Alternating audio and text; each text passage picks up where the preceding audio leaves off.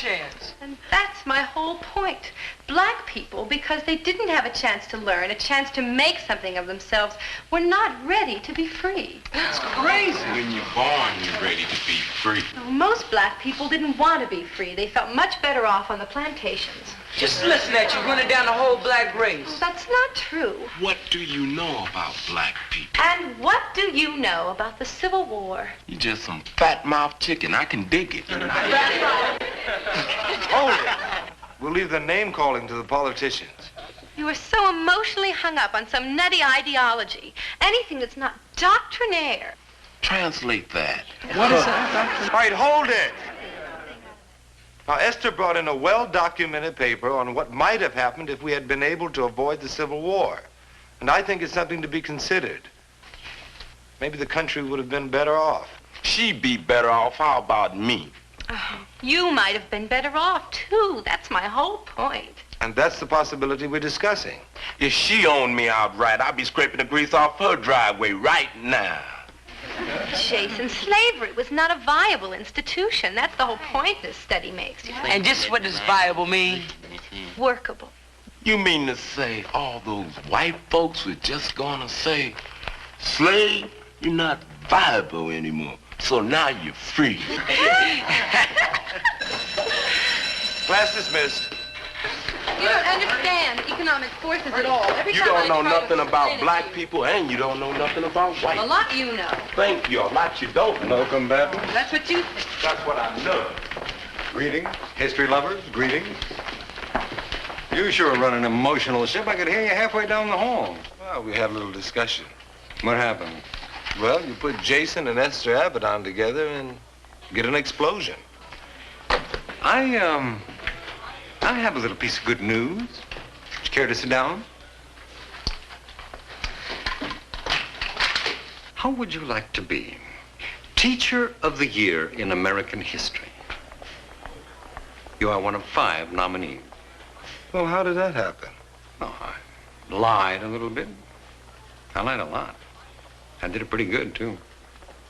Well, does it carry a raise in pay, or do I get afternoons off, or is it just one of those for the honor of the thing? You get a certificate suitable for framing.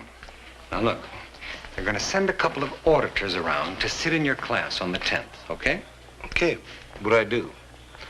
How about something musical? How about the life of Benedict Arnold in Song and Story? That'd be nice. Marvelous. However, I'd appreciate it if the kids didn't find out about this. I understand. I'm a modest man myself. Yeah, but if I know my man, he's gonna play it very cool. It's not if you win or lose the award. It's how you teach the kids. In situations like these, he tends to be very stuffy.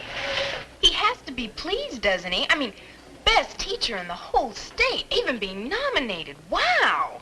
He's not gonna show any emotion. He'll take it in stride. Manly. You watch how he plays this.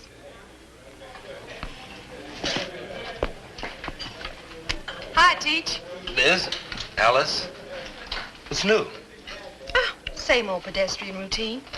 What's new in your life? Oh, just humming along. Mm-hmm.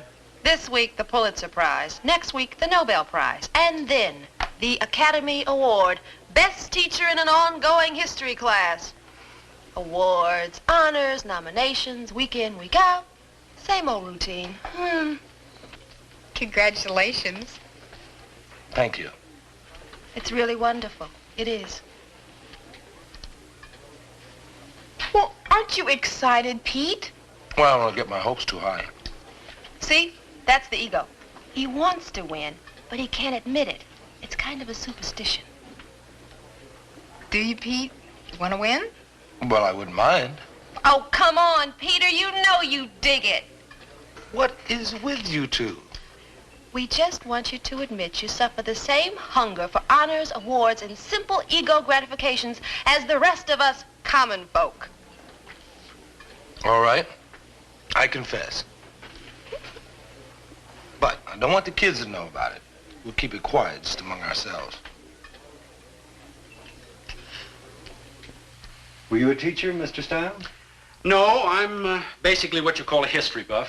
My family has been in the society for over 150 years, and we just carry on. I was a teacher a long time ago. Oh, really? Does visiting the classrooms, talking to the nominees make you itch to get back to teaching? Oh, no, Mr. Goldman. Believe me. What will be the subject of your lecture, Mr. Dixon? Well, it isn't actually a lecture. It's more of a open discussion. Oh. Well, as long as it doesn't get out of hand. You know, more of Mr. Dixon's students want to be teachers than any other class. Oh, very impressive. Well, what will be the subject of your discussion then, Mr. Dixon? Well, this project is actually called Abraham Lincoln in Depth. Lincoln? Well, that couldn't be better, Mr. Dixon. That couldn't be better at all. No, I've always felt that the more you get to know about Lincoln, the more you get to know about America. He epitomizes for me the American ethic. He's the marrow of our basic national philosophy. And we can all rally around him. No one can really object to Abraham Lincoln.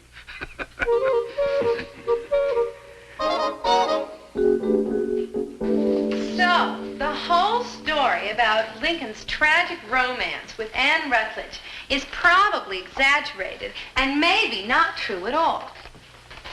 What are you getting at, Esther? A snow job. Well, legends do seem to cling to and grow around great men. But is that necessarily bad?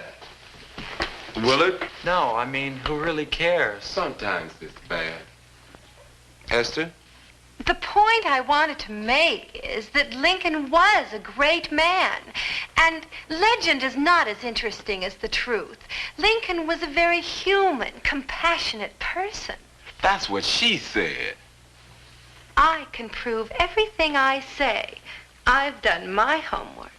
I done my homework too, lady. Mr. Lincoln was a cop-out artist, so don't sit there and tell me you done your homework with your fat mouth. Okay, hold it. Let's not have any personal vendettas. Esther, you've made your point.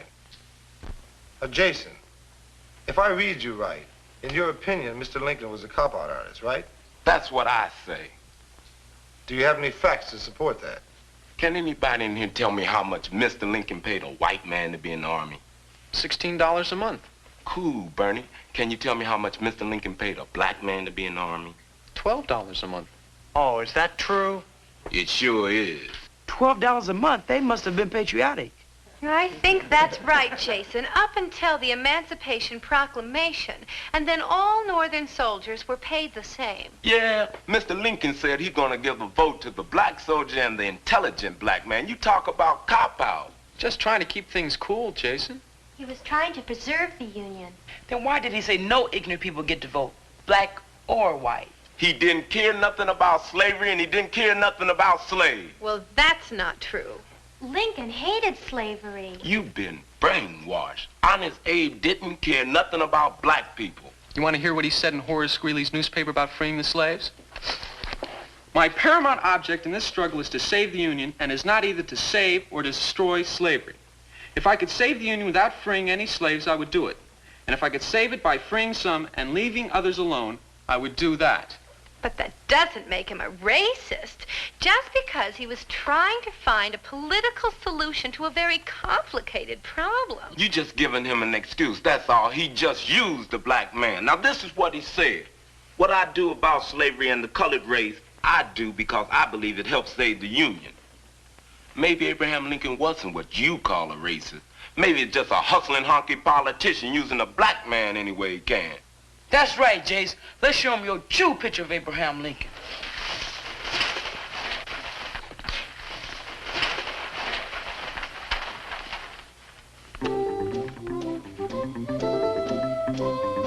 Mr. Dixon!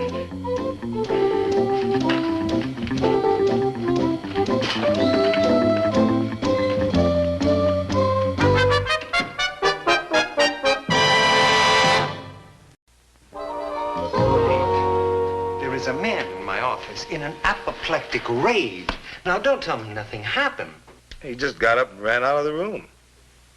You know what he wants to do, don't you? He wants to call the newspaper. Well, he's sort of the hysterical type anyway. Mm-hmm. Hysterical. And what about Victoria Langley? Is she hysterical, too? She tells me that one of your students called Abraham Lincoln a hustling, honky racist. Is that true? No.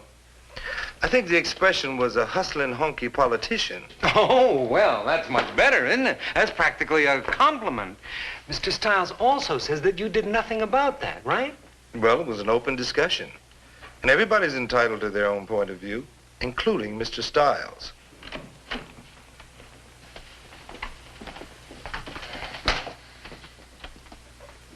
What happened? Nothing serious. No, nothing serious. One of Pete's students called Abraham Lincoln dirty names while the judges were in the room. Mr. Stiles is about to choke. Who was it, Jason? Ignited by Esther Avedon. I don't know what I'm going to tell the man. Pete won't get the award? Award? Mr. Stiles would like to send him to Siberia. Well, you wouldn't want me to put muzzles on the kids, would you? Oh, Pete, you know better than that. But just this once, couldn't you hold it down a little bit? I don't know what I'm going to tell the man. I really don't. Unless I tell him he's never going to go for that. You know that. He is bugged. Do you mind telling us what happened? I mean, blow by blow? Yes, I do mind. All right, I only asked. Oh, come on, I'll buy you a glass of milk. It cools the ulcer.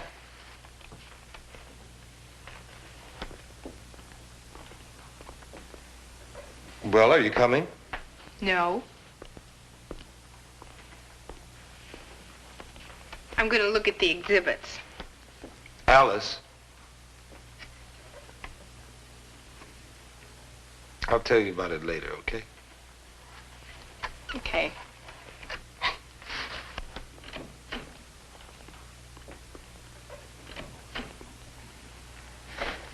Oh, hi, Esther. Oh, hi, Miss Johnson. Hey, listen, what happened with you and Jason? What did you two do? Oh, nothing, really. Jason and I were in sort of a tense debate, and some senior citizen got caught in the crossfire. He just stormed out of here. You should have seen him. He was really funny. You know, I don't think it's so funny. You know, Mr. Dixon's the one that you really shot down. He was somebody important? That old type? Well, was he, Miss Johnson? He was emotional. He was from the Board of Education. And Mr. Dixon's going to get fired, right? Esther, you're letting imagination run away with you. You're the one who told me I'd shot down Mr. Dixon. It was just an expression. But it was some sort of teacher evaluation system, wasn't it? Esther, now please. He was from a Midwestern university, and this was Mr. Dixon's last chance to get out of this crummy school. That's it.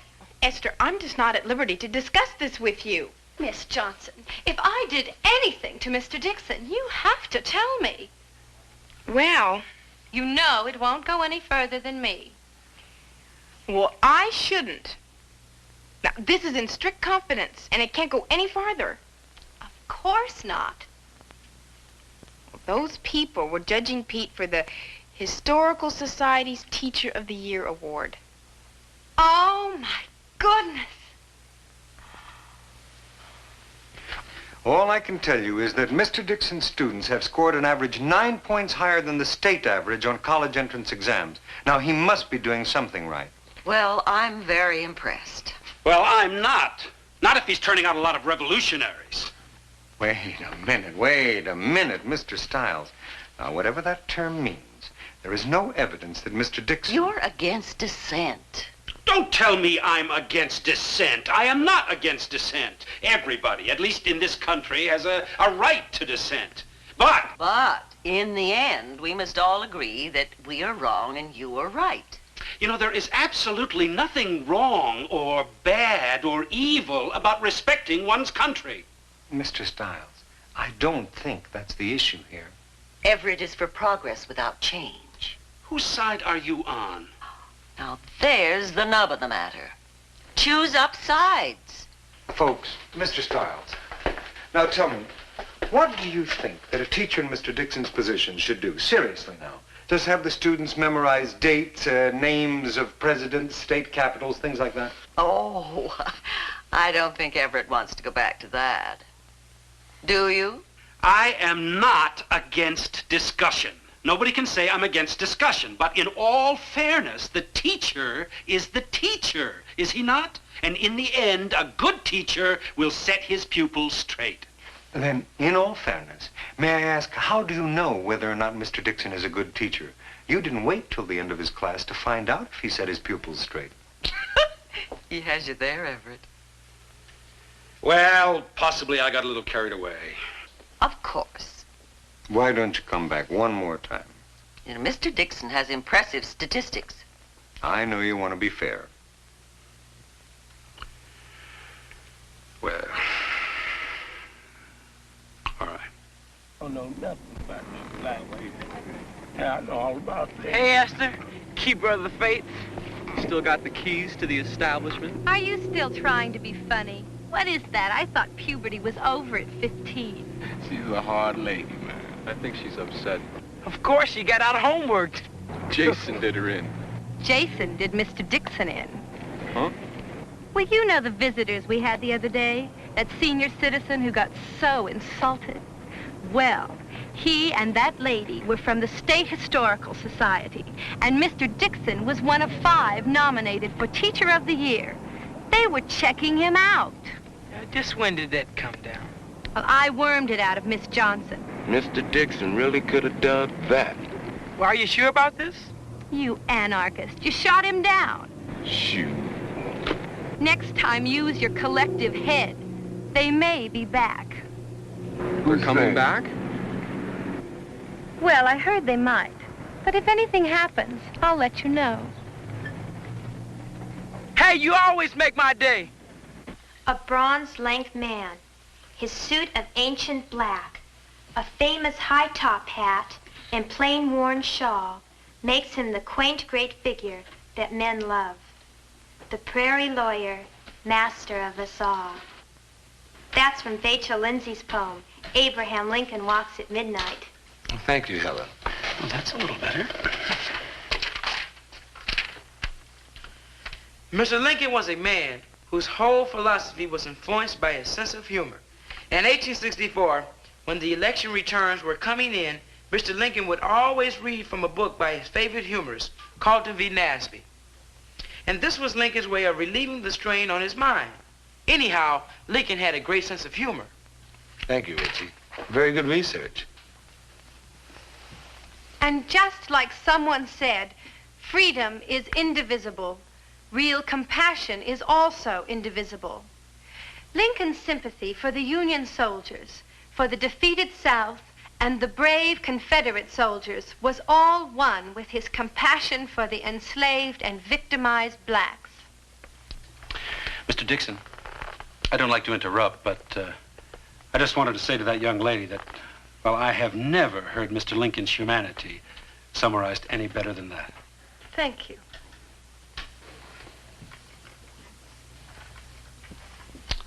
Well, we all seem to be together here.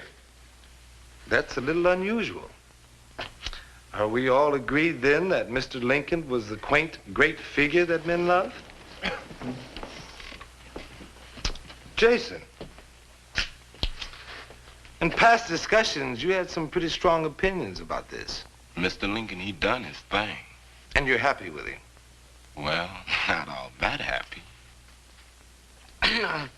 We were talking the other day, that's just like you always say, Mr. Dixon. There is a difference between personal choices and political choices. How does that apply here? Helen? Like a border state. If Lincoln was going to keep Missouri, Kentucky, and Maryland on his side and preserve the Union then, well, you know. He would have to take a weaker position. A weaker position that he felt about slavery personally. Now, Esther, you've complained about history making phony legends out of the past, dehumanizing our heroes. Are you satisfied that that's not what we're doing here today with Mr. Lincoln? No, not completely. Oh, Esther. That woman got to be opposite, no matter what anybody say. Well, that's not true. You got to be opposite. I tell you something you don't want to hear. I tell you something about Lincoln you don't know. You try to blow my head off. Tell me something I don't know about Mr. Lincoln. Mr. Lincoln was not at all for black people. Jason, do you have any facts to back that up? Any proof? Everybody's very big on what Mr. Lincoln said. All right, here's what he said. I am not in favor of bringing about in any way the social and political equality of the white and black races.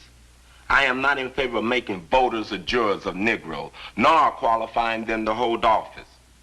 Whoa, that's kind of a racist statement, isn't it, Mr. Dixon? I would think so. Mr. Dixon, I wonder if you would mind summarizing for the class at this point, letting them know exactly how you feel about our 16th president. Well, I'm afraid that's not my method, Mr. Stiles. See, we're having an open discussion here. The students have done their research, they've formed their ideas, and now they're expressing them. And if I were to give my opinion, it might put a lid on all of that. No, I want them to exchange ideas and come to their own conclusions. I see. Thank you, Mr. Dixon. Good day.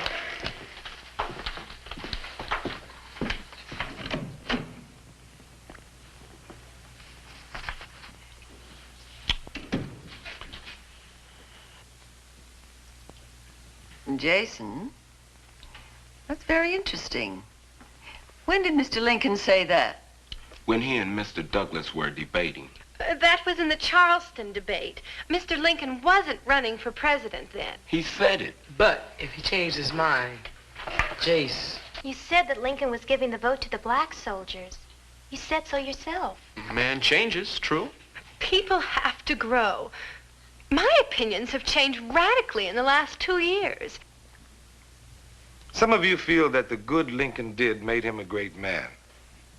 There are others here who feel that the bad was far too serious for him to be considered great. Well, if a man is great, his reputation should be able to stand up to that challenge. However, the most important thing is that you keep questioning, that you accept nothing at face value, examine everything with an open mind, and not be afraid of the truth.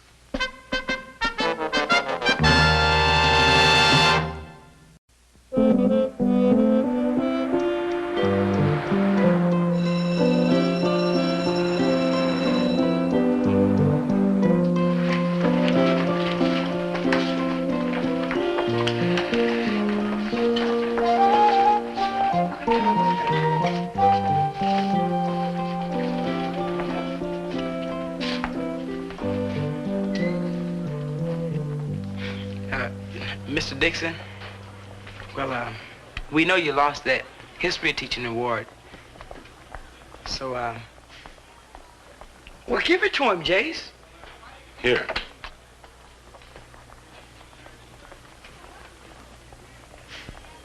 Open it.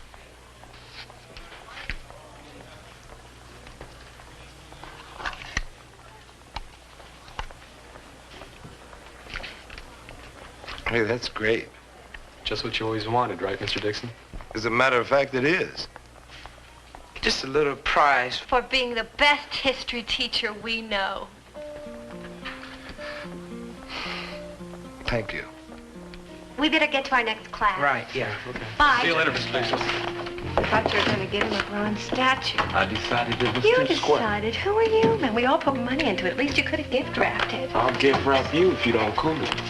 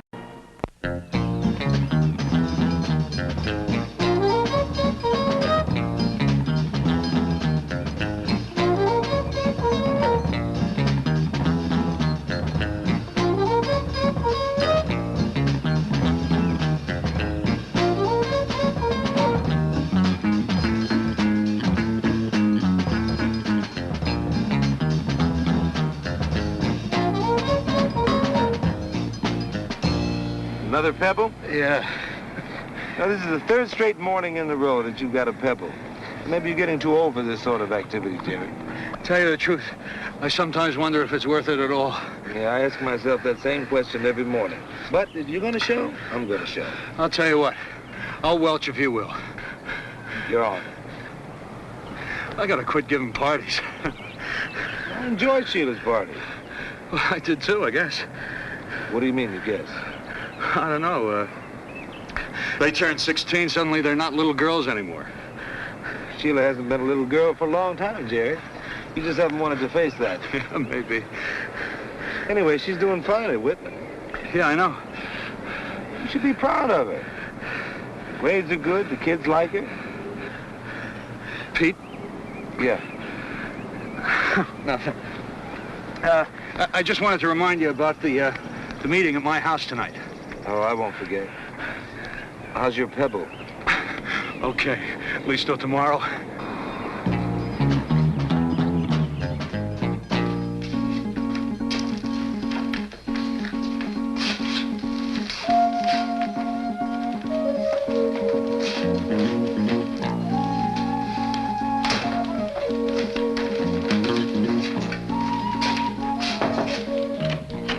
Good morning. Good morning. I see I've been elected to the Charities Committee again. Oh, yeah. Exciting, isn't it? I figured since you volunteered last year, I'd just save you the trouble. It's all right, isn't it? Why not? They're already conditioned to me. When I walk in, they'll reach right in their pockets and just... Pete, let me ask you something. Sheila Colby's father is a friend of yours, isn't he? Yes, he is. Has he said anything to you about her going to private school? Sheila, no. I got a request for a transcript of her grades from Magdalene. I see Jerry every morning. He never mentioned Magdalene. Suppose this is one about little runaways? Oh, Jerry, no. Well, you know, integrated schools still do make a lot of parents nervous. Well, Jerry's straight. Besides, his son Rick has been here at Whitman for 3 years. Yeah. Well, just wondering. You know the man better than I do. That's funny. Jerry never mentioned Magdalene. Oh, well, I'll ask him about it tonight. See you.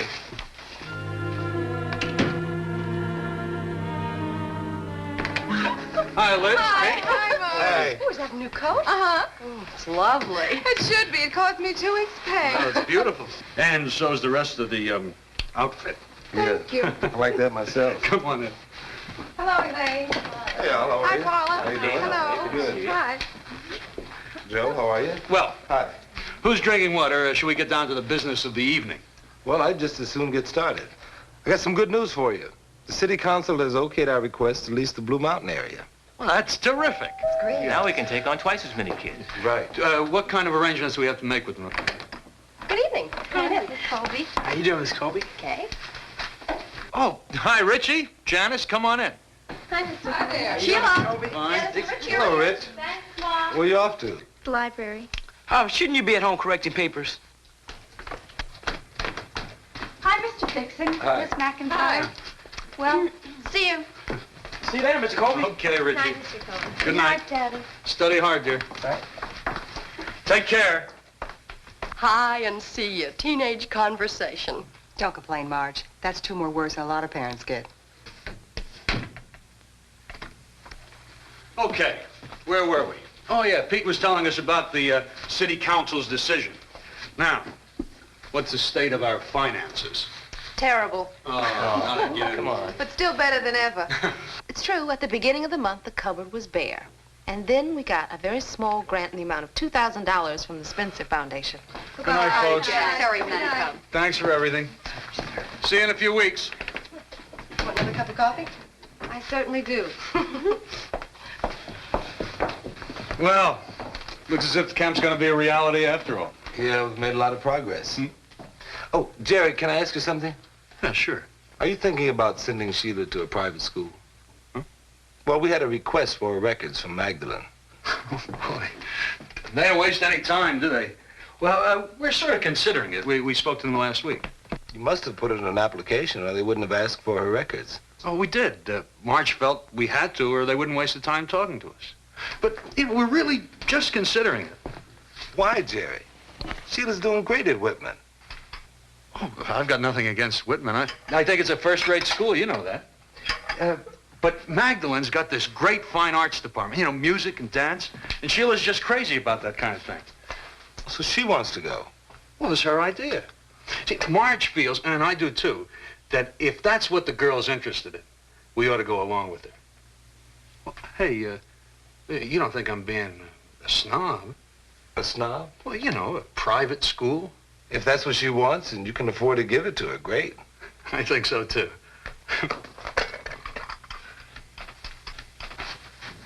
Music and dance, huh? The finer things of life. What's so suspicious about that? Nothing, except that Sheila's got 2 left feet. Well, maybe it's the music she's interested in.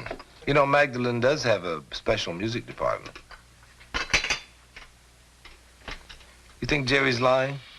If a lie's not telling the complete truth, yeah, I think he's lying. Well, why does he let Rick go to Whitman? I really don't know. Ask him. And he's let Sheila go there until now. I think Sheila sneaked up on him and started to become a woman. That's when Daddy's getting nervous, Pete. You don't like Jerry, do you? Not exactly. But that's not why I think something smells bad. You do like him, huh? Yeah? Maybe that's why you can't admit what you really know. I think Jerry's good people, so I gotta be sure. Well, you're not going to get the truth from Jerry. He hasn't even admitted it to himself.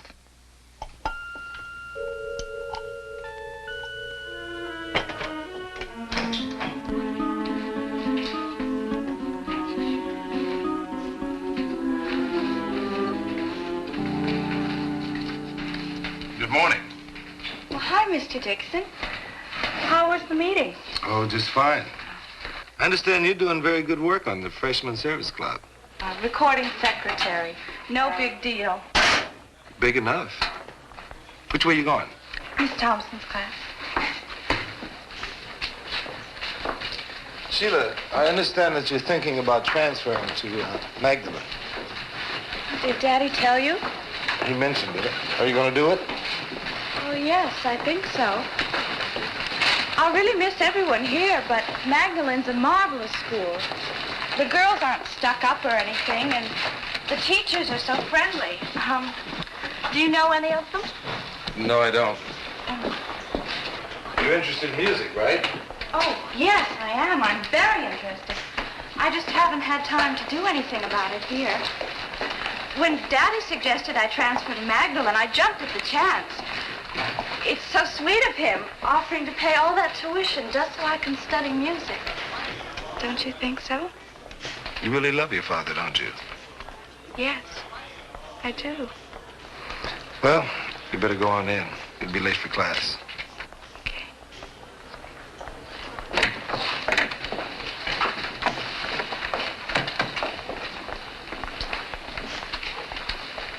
You visit 7 countries in 15 days. England, France, Holland, Belgium, Switzerland. Hey, that's only 2 days a country. Well, they're small countries. You think it's too fast? You might be a little out of breath.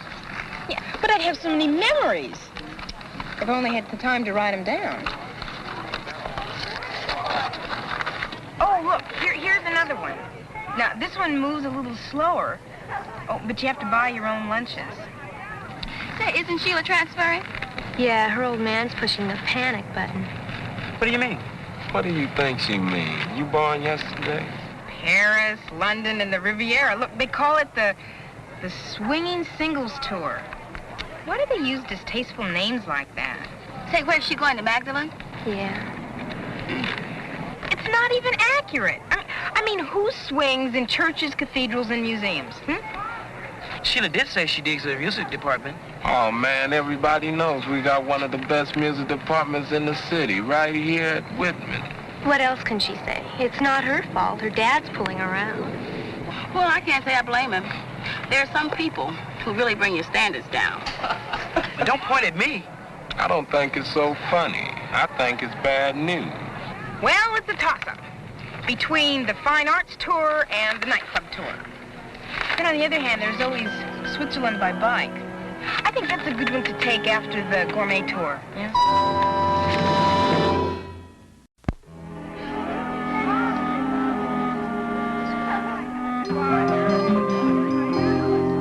Fringe lands of the Himalayas. An unusual around-the-world adventure specifically designed for camera fans. Well, then there's exotic Mexico. Have you ever been to Mexico, Mr. Kaufman? Oh, yeah, once when I was in college. I went on an archaeological dig. I thought that would be romantic. Was it? Wasn't even co-educational. Then there's the glamorous Orient. Glamorous Orient. Yeah, 2 weeks in Japan, Hong Kong, and India. Hey, you've been to the Orient, haven't you, Pete? Pete? Oh, huh? You've been to the Orient, haven't you? Oh, yeah, Korea. You were in Japan, too. 2-week pass, but I'm not an expert. And the sun slowly sets on the Peter Dixon travelogue. Excuse me.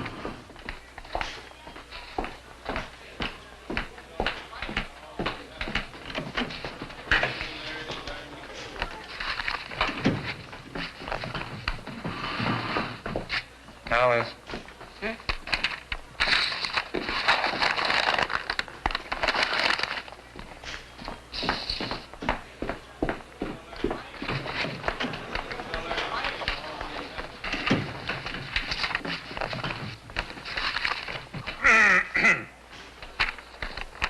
You sure have a touch with the ladies. I don't feel like talking. Sheila Colby. Jerry Colby.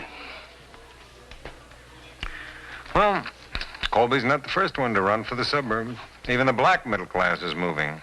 Getting so everybody's a crabgrass farmer. Look, maybe it's not what you think. Oh, yes, it is. Liz and the kids sensed it. Besides, his and Sheila's story don't jive. What are you going to do? Some people are like that. You know that better than I do. Yeah, I know. But I thought Jerry was straight. Well, stranger things have happened. Maybe we're wrong. Maybe the man has a decent reason for leaving. Maybe you and Liz and the kids are wrong. Think that's possible? Yes. Barely. Well, then maybe you owe it to Jerry to make certain. There's another good reason to make certain. I owe it to myself.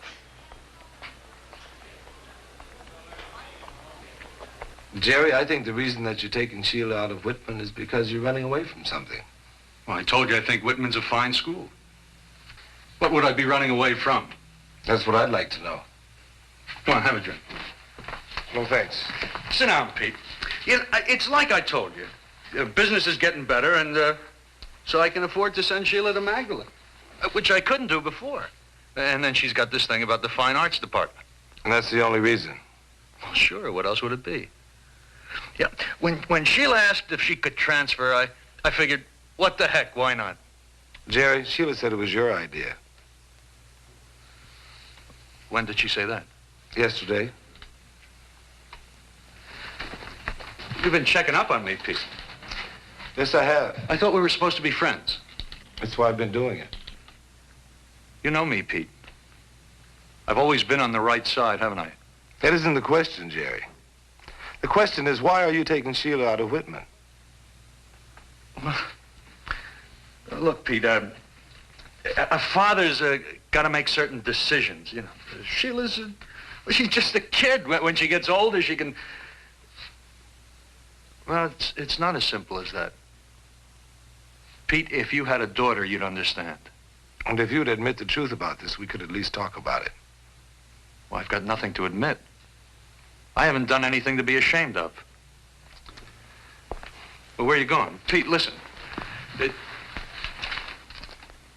Go ahead, Jerry, tell me. Tell me that the reason you're taking Sheila out of Whitman is that you don't want her mixing with non-white boys.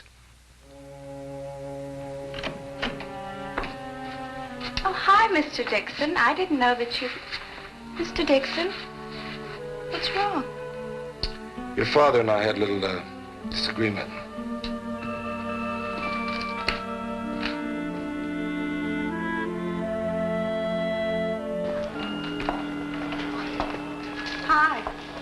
Sheila. Hi. Is Mr. Dixon in his room? Not yet. Oh, I wanted to talk to him. Listen, I've got to get your minutes for the service club. Now? Why not? I don't know. I won't be leaving for a couple of weeks. Well, there's no point in putting it off. Have you got any ideas for someone to replace you? No. No, I haven't. I haven't even thought about it. Well, will you try to come up with someone? Okay, if you like. I guess everyone thinks I'm kind of deserting, huh? Why would people think that? Well, we've really been considering Magdalen for a long time. It's a good school. Look, Sheila, you don't owe us any explanations. Look, see you later. I better get going, too. Don't forget those minutes. Okay, Janice.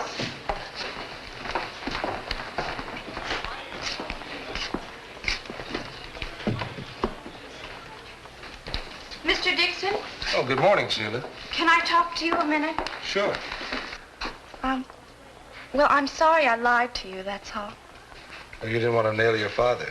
But I really hated lying about it. I don't want to go to Magdalen. Honestly, I hate the whole idea. I think I understand. I like it here. I never wanted to transfer. I'm just doing it to please my father. Mr. Dixon, what should I do? I don't think I can advise you on that, Sheila. I'd be way out of line. I don't know what to do. Daddy means well. He just doesn't understand. He's afraid of things. I know. My mother tries to talk to him, but it doesn't do any good. Would you talk to him, Mr. Dixon? I know you're angry at him, but he really respects you. Sheila, I've spoken to your father. But he's so uptight and defensive that I just couldn't get through to him. Well, guess it's all over then. I'm finished at Whitman. Well, why should I talk to him? Because he respects me? I guess he does in his way. Well, I don't want that kind of respect. Ow. Pete, your feelings don't come first here. You're a teacher, and one of your students needs your help. There's nothing in the rule book that says that I have to step into family problems. In this case, the book doesn't apply. It is none of my business. When did that ever stop you before? What makes you so sure I can reach you? I'm not sure. I've known Jerry for 2 years, and it looks as though I haven't been able to reach him up to now. Pete, until last night, you didn't even know where Jerry Colby was at.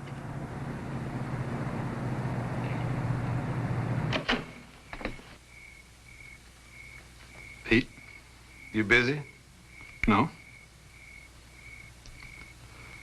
Come on in. I came to talk about Sheila. Oh? She says she doesn't want to transfer. She asked me if I'd talk with you. Now, look, Pete, it's settled. There's nothing you can say. I didn't come to this decision easily. No, I suppose not. No, thanks. If she stayed at Whitman, I'll worry about her every day till she graduates. You did come. Honey, go upstairs. No, Daddy. Do as I tell you, please. Jerry, please let her stay. Tell me, Jerry. What do you think will happen to Sheila if she stays at Whitman? I don't feel she's safe there. Safe from what? Well, I don't want her to get mixed up with the wrong kind of people. And who are the wrong kind of people, Jerry? Is it the wrong kind of people? Or is it what you think are the wrong kind of boys? A father's got to be concerned about these things. Are the wrong kind of boys the mean ones? The dishonest ones? The nasty and selfish ones?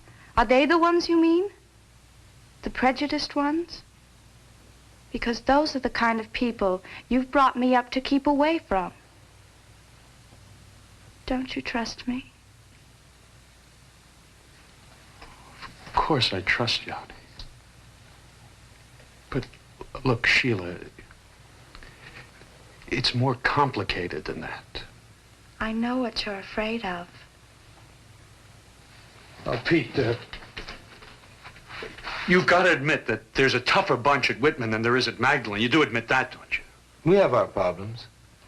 Why don't you be honest with yourself, Jerry? It's not violence you're afraid of.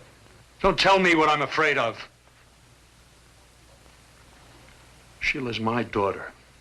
Her welfare is my responsibility, not yours. Then think about her. That's exactly what I am doing, and I don't need you to tell me. Well, I do not intend to stand by and let you lay all your fears and hang-ups on Sheila without me telling you how I feel about it. You have a right to feel whatever you want. Pete, this is a private family matter. I have to prepare Sheila for life the best way I can. Well, the best way you could prepare Sheila for life is to let her stay at Whitman, where they're all different kinds of kids. Rich, poor, black, white, Oriental, Mexican, Indian, bright, dull, tough, tender, because those are the kind of people she's going to run into out in the world. Look, Jerry, we all have our prejudices, but we have no right to lay them on our children. Fine. Swell, you made your little speech, and I hope it made you feel better.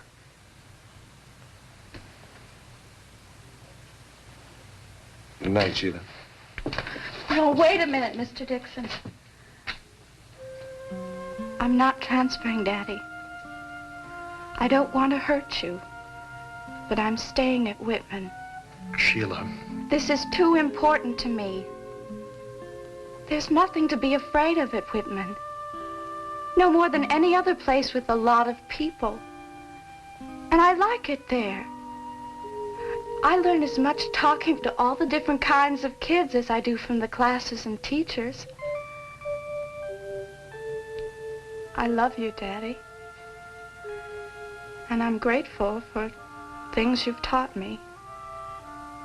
But if you are afraid of certain people, just because they're different, well, that's one thing I don't want to learn.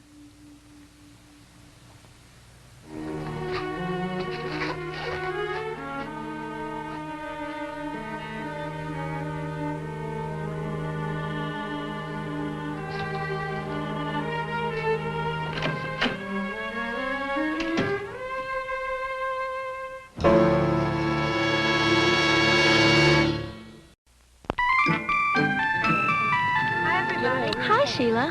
Hey, I've got a replacement for recording secretary. Who? Me. I'm staying. Oh, hey, that's great. Yeah. Listen, there's a meeting this afternoon. Yeah, we gotta figure out a way to come up with some money for next semester. Hey, what's in this sandwich? Chicken. And keep your hands off. Eat your lunch, Miss McIntyre.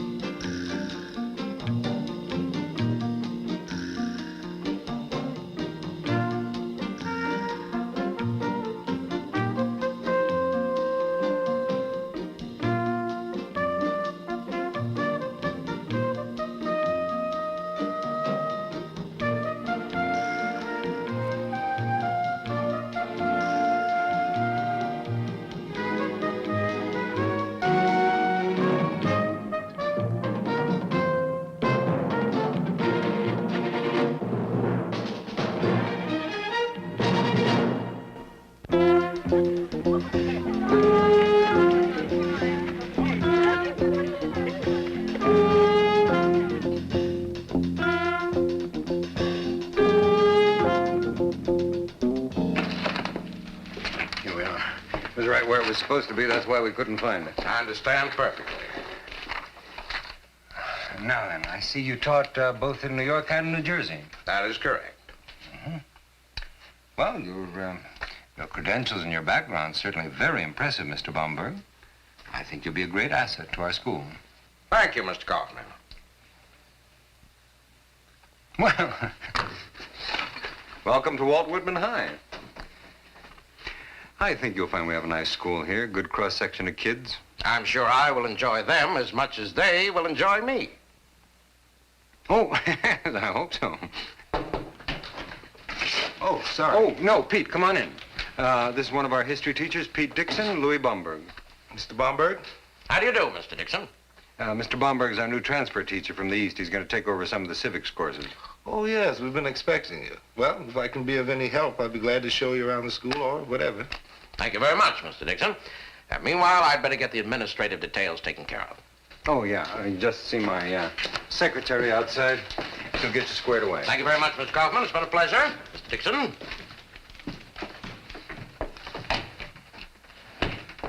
Seems like a nice fellow, doesn't he? Yes, he does.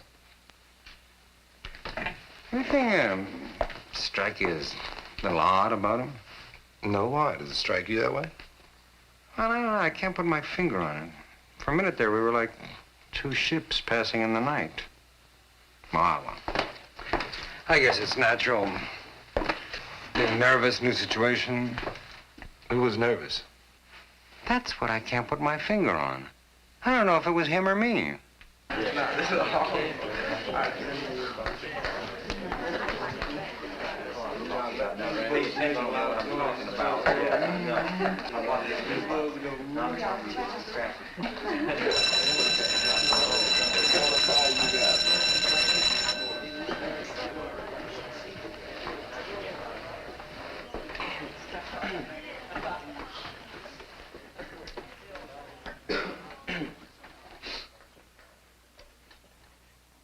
This is Civics 5, which is a course in civics.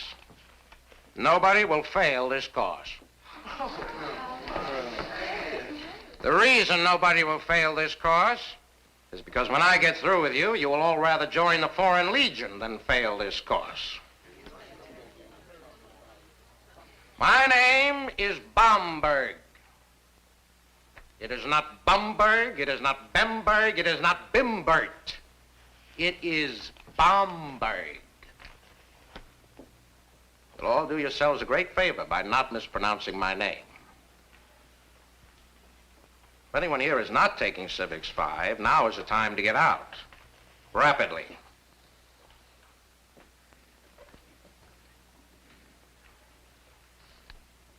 You, what is your name?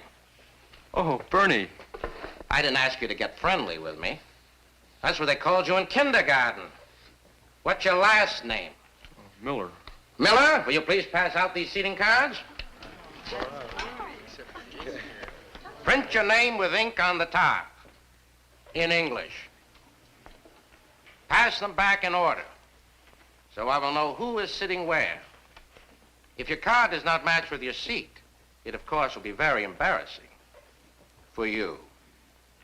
You will notice that there are little boxes on the card underneath your name. When you do not know your work, I'll put a little circle in one of the boxes. When you do not know your work again, I'll put another little circle in one of the boxes. When your card starts looking like it's got the measles, you'll be very unhappy. The reason you'll be very unhappy is because I will be very unhappy, and I do not believe in being unhappy alone. Do I make myself clear? Oh, there's that new teacher. Mr. Baumberg, would you care to join us? Why, thank you, Mr. Dixon. I'd be delighted. This is Miss Johnson of our English department and Miss McIntyre of our constant staff. Well, I'm happy to meet you both. Well, how do you like the school so far? Getting acclimated all right? Well, I tell you, Mr. Dixon, schools are schools and kids are kids all over. No acclimation's really necessary. I've been a teacher a long time. What sort of counseling do you do, Miss McIntyre? Personal problems, curricular, programming, the usual. Well, I'm sure your workload will increase very shortly. Wish you the best of luck. Beg your pardon? We were just discussing the difficult art of communicating with kids. Difficult? You find it difficult? Well, in the context of present-day modern life, don't you? I'm happy to say I found a safe and sane way of communicating with them, with very productive results. Well, what is it? First, you hit them on the head with a baseball bat 3 times. That's just to get their attention. Then you talk to them. It never fails. Are you suggesting that the only way to get through to kids is to be tough with them? Miss McIntyre, I wouldn't presume for a minute to suggest that that was the only way. Well, that's something. You had me worried there for a minute. No, there are many, many, many other ways to communicate with kids. All wrong. Mr. Bomberg, your teaching methods interest me. With your permission, I'd like to sit in on one of your classes sometime. Oh, you'd be most welcome to sit in any time, Mr. Dixon. It would be my extreme pleasure. All right, let's do it all over again. You got all day, I got all day. Now, what are the 3 branches of the federal government? Link. The executive, the legislative, and the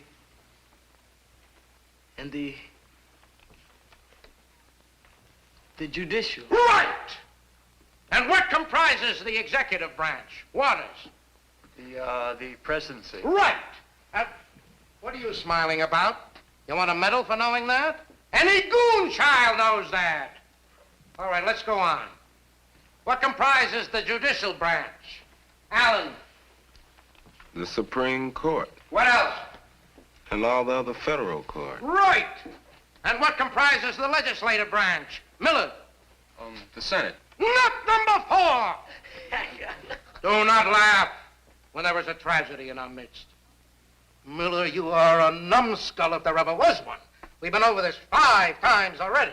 But you will not be a numbskull forever, because I will help you to overcome this terrible affliction. Now, what comprises the legislative branch? The House? The what? Of Representatives? The what? The Congress? Are you sure?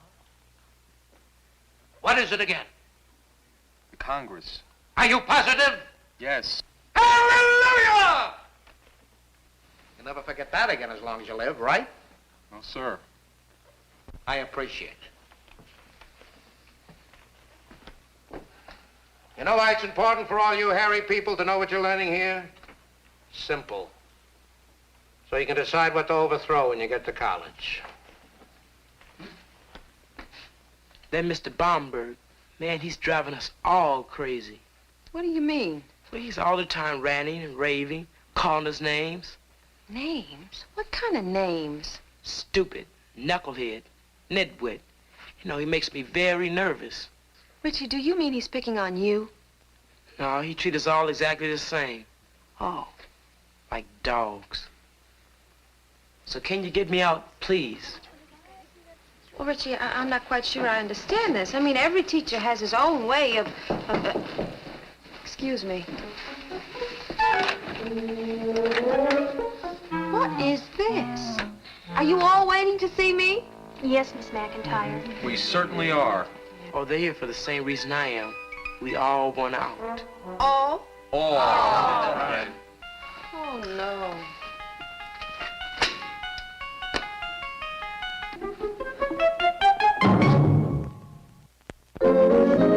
What, all of them? You mean like a mutiny? Oh, boy. Mutiny on the Bomber. I knew it. I knew there was something about that man. Which the Constitution provides for.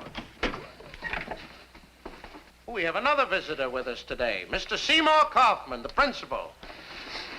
Right ahead, Mr. Bomberg. I intend to, Mr. Kaufman, because that is what the taxpayers are paying for.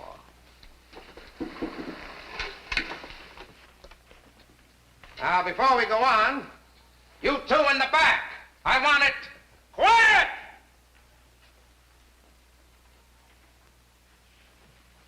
What else does the president do?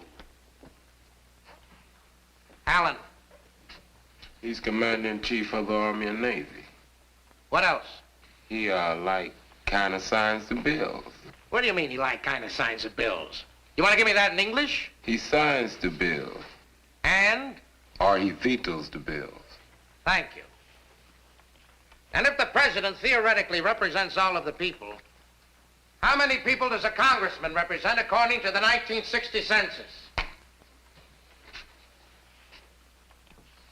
Waters. Oh, a couple of thousand. What's the matter, Waters? You don't know the answer? No, I know it. I just can't, You just can't think of it, is that it? It was in your homework for the day. Where were you? I had to go to a meeting last night. I'm on the varsity W squad. You're on the varsity W squad. You must be a very important man. Would you like to join the varsity N squad, too? Huh? The varsity N squad stands for non-compos mentis. It consists of nitwits, numbskulls, nincompoops, and knuckleheads. Back there in the snake pit, just tell them I sent you. Alan, since you know what the president does, you can now rejoin the living. Take your seat. See you around. Snake N squad. The 1960 census established the ratio of representation we have today. You in the back, what is the ratio? I hope he doesn't mean me. One representative for every 410,481 people. Correct!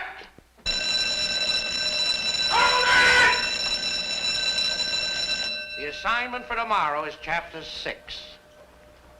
And I'm telling you now, you better know it. Thank you, Mr. Bomberg. Anytime, Mr. Dixon. Mr. Kaufman.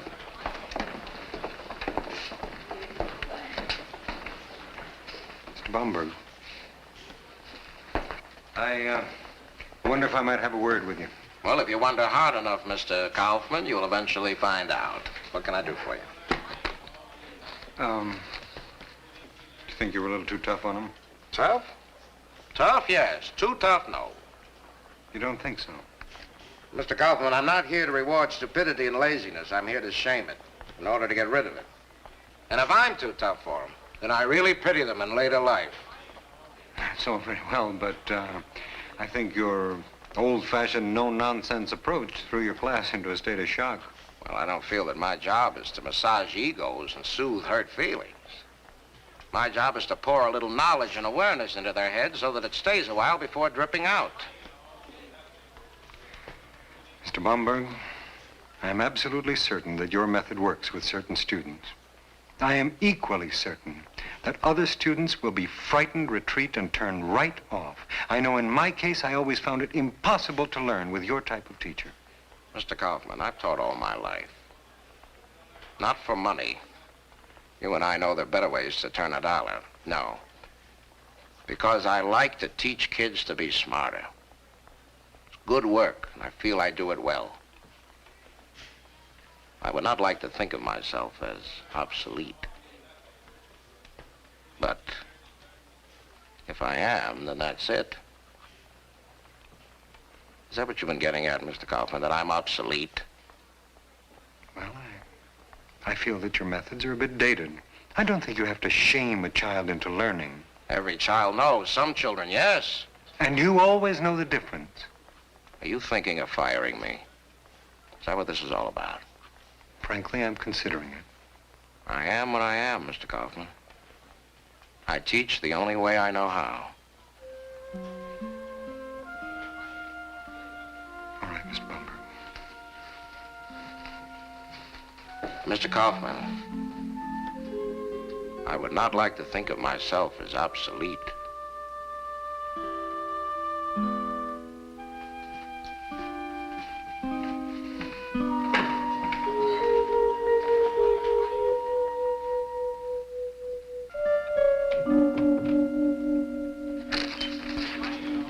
Hello, friends.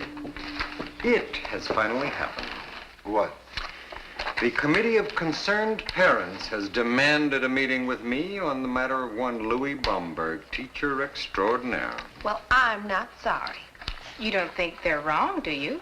No, but it's just that This is one decision I would have liked to have made myself with as little ranting and raving as possible. Well, knowing him, they'll be out for his blood. Well, wouldn't you? If your kid had been brutalized by that monster? Thank you. Wouldn't you? Well, Mr. Baumberg isn't my ideal selection for Teacher of the Year, but... Well, anyhow, as members of the teachers' organization, you're all invited to attend the execution. See you around. Let's try it by the numbers, shall we? Mr. Lewis. Yes. Mr. Kaufman. Mr. Kaufman, as chairman of this committee, I have here a full bill of particulars, which you no doubt have already examined. Now, it's all here, the whole appalling story of the insults, the intimidation, the name-calling, N squad. It's all here. Snake pit, all fully documented. Numbskull, nincompoop, Nudnik. Nudnik. Incidentally, what is that? It's not good. I dare say. Well, there it is, Mr. Kaufman. And we absolutely demand that you do something about this intolerable situation.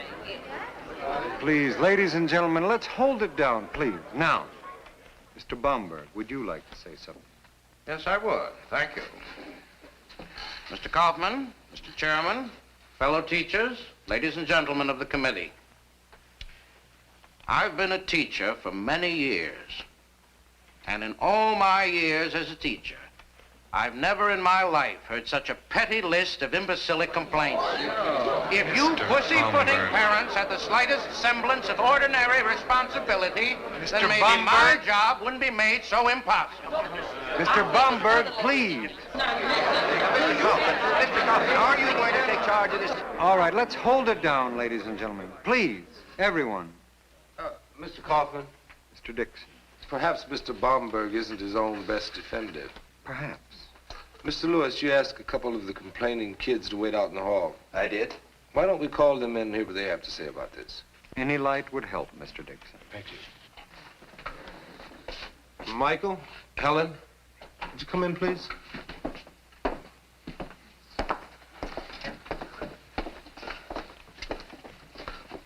We're just trying to get the truth of something, so don't be afraid. Michael, what did Mr. Baumberg do to you? Well, he called me a lame brain. He also called me a numbskull. Why did he call you those names? I don't know. I guess because I didn't know an answer or something. Is that your chief complaint with Mr. Baumberg? His name calling?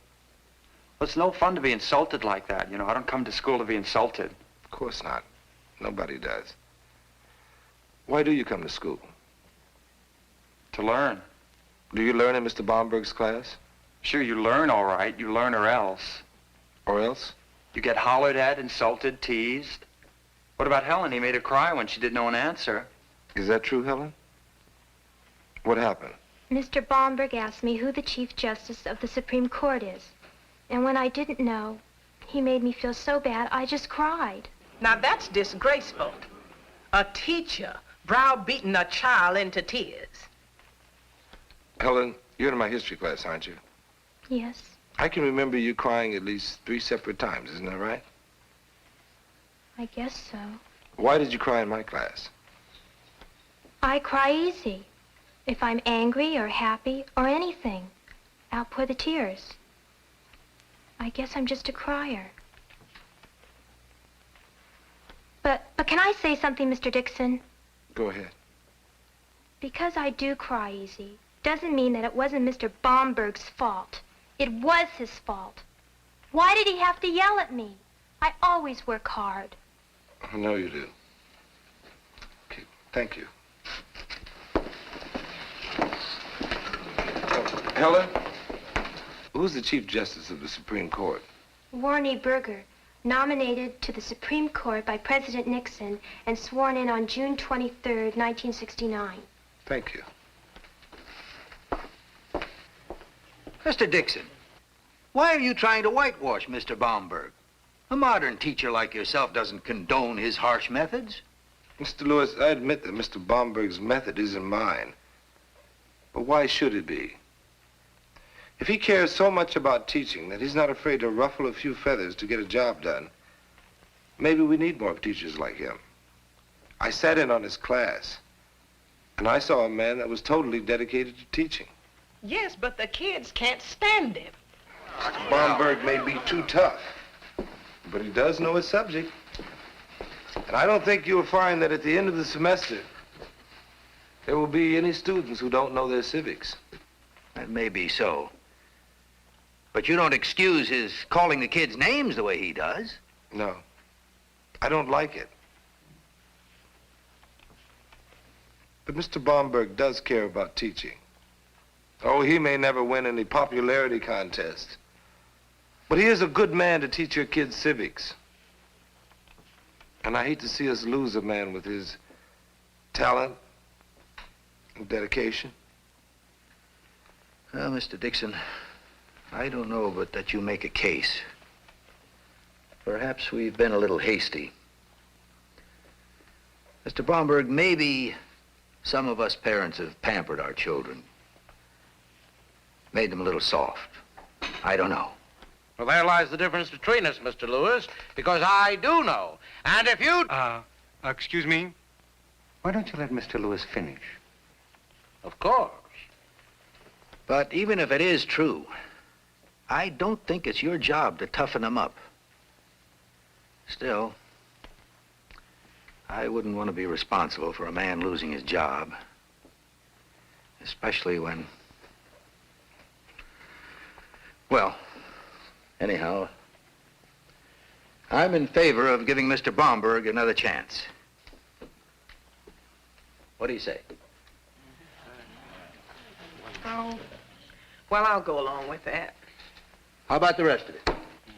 Yes, why not? If that's a consensus, we can adjourn. Thank you very much, ladies and gentlemen.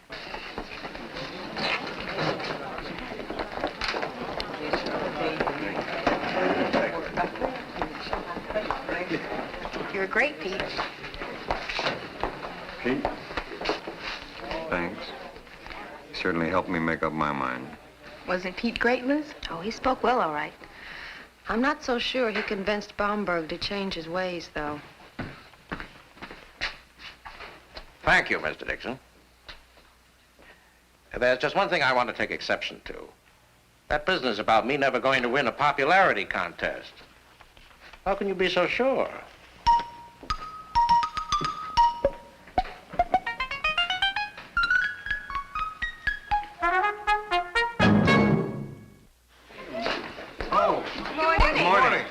I can't tell you how relieved I am over the results of last night's meeting. Now, let's hope maybe Mr. Bomberg will modify his methods a little bit. Must have had a bit Good morning, Miss Kaufman. Good morning, all. Good morning, Mr. Bomberg. So the revolution failed, huh? You're all trapped like boys and girls in a sinking ship.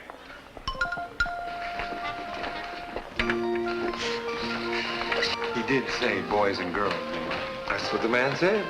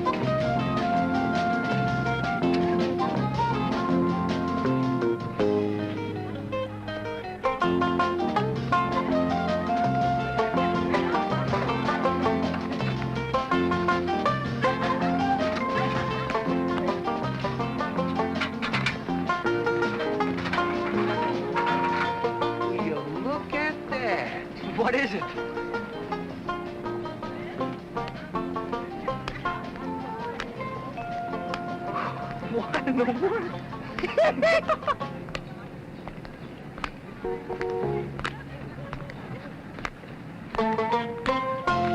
Hey, excuse me. You talking to us? Yes, could you kindly help me? This is my first day, and I'm told to look up the administration office. Yeah, sure. I'm going that way. Huh, thanks. I know I'd get lost for sure. There aren't this many buildings in all of Pawtucket County. Where you from, man? Webster's Turnaround, Missouri. But I know most people never heard of a Webster's Turnaround. That's why I say Pawtucket. Well, look, I'm going this way. I'll see you later, man. Come on. Come on. Hey! Hey! Hey, is that your bike over there? Well, it belongs to the store I work for, but they let me use it. Boy, that's some bike. Busby's Groceries. We deliver. Okay, Archie. I'll bet you're new in school. How could you tell? Your shoe gave you away. I didn't recognize the flap. Oh, you mean my talking shoe. Your what? Well, it may be old, but it keeps me company. I can talk to it. Hello, shoe. Hi, how are you? Hey, watch this. It's nice to be in the big city, but people's shoes don't seem to talk much out here. Oh, no. We better get going. Shoe, say goodbye. Goodbye. Yeah. Hey, look, I'd really like to sit and rap with you in your shoe sometime. Yeah, it must have plenty of soul. Yeah. Oh, good. Let's go. Yeah. Hey, maybe I could sit down and chat with your shirt one of these days. Oh, good morning, Rich. Oh, hi, Mr. Dixon. This is a new kid in school.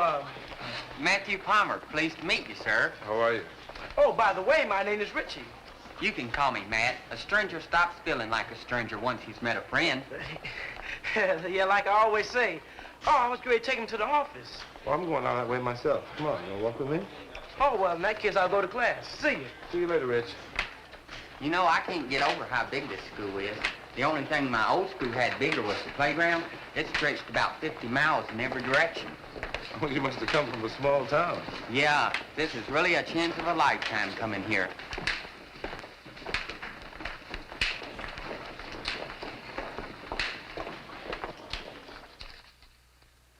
Ma'am, if you're wondering why my birth certificate was issued 5 years after I was born, it's because I was born on a farm and there wasn't a doctor. But I didn't need to prove I was living until I started in school. Well, there's more to it than that. You see, the standards are different. So although you're supposed to be in the 11th grade, I'm afraid we're going to have to keep you in the 10th. Oh, busy. No, come in. Mr. Kaufman, this is Matthew Palmer, a new student. This is our principal, Mr. Kaufman. Pleased to meet you, sir. Nice to meet you. What's he so polite about? What's he done wrong? Nothing. Matt's from a rural school, and it seems he has a lot of catching up to do. I see. But I was top in my class, and I read a lot of books. Leaves of Grass, Pilgrim's Progress, Tom Sawyer Detective, Huckleberry Finn. Excuse me, Tom Sawyer Detective? Yes, sir. It's one of my favorites. Don't you think schools are supposed to bring out the best in a person? Oh, hopefully. Well, if you all put me back a grade, how can that bring out the best in me? Well, we just don't want to put you in a class that's over your head. I can catch up. My family worked hard all their lives. I can do it for a few weeks. Well, it might take a little more than a few weeks. Well, I'll work harder a few weeks longer. Well, he sure is determined. I sure am. Well, I think we can give him a chance. What do you think, Miss McIntyre? Okay. Thank you, sir, ma'am. I won't let you down. All right, then take these to the registrar. Yes, ma'am. Thank you. Good luck.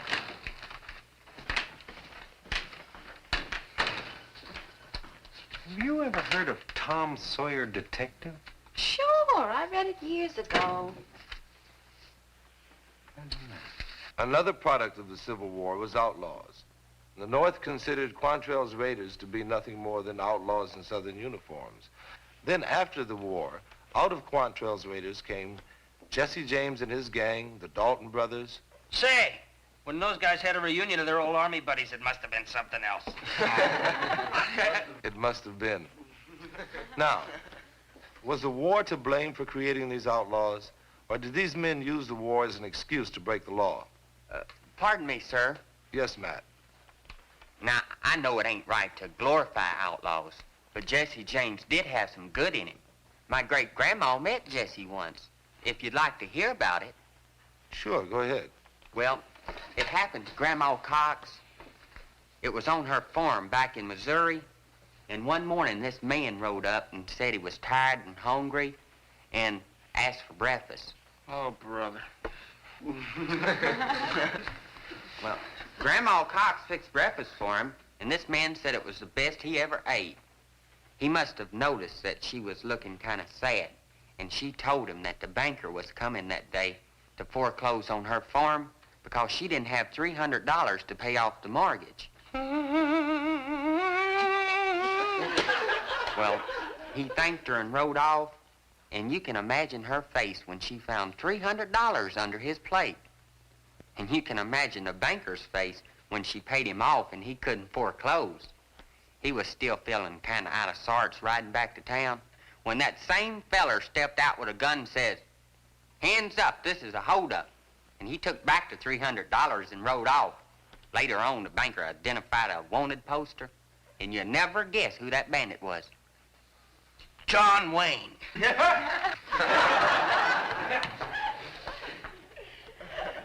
It was very interesting, Matt. So was Mother Goose. That's enough, Archie.